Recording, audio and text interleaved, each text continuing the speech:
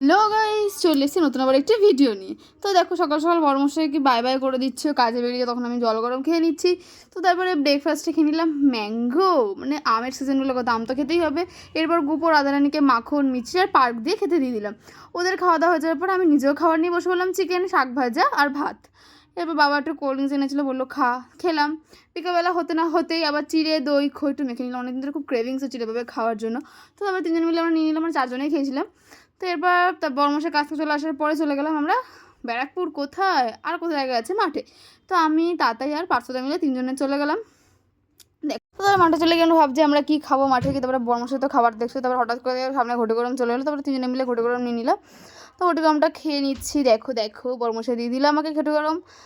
পার্থদা মুখ দেখতে লজ্জা পাচ্ছে। হঠাৎ বাড়ি যাওয়ার সময় দেখলাম সঞ্চিতা দাঁড়ায় রয়েছে দোকানের সামনে। দেখো ওকে দেখা সাক্ষা করে বাড়ি চলে গেলাম। আজ মিনি ব্লগটা তো দেখা হচ্ছে নেক্সট মিনি ব্লগে। টাটা, বাই বাই, সবাই ভালো থাকবেন।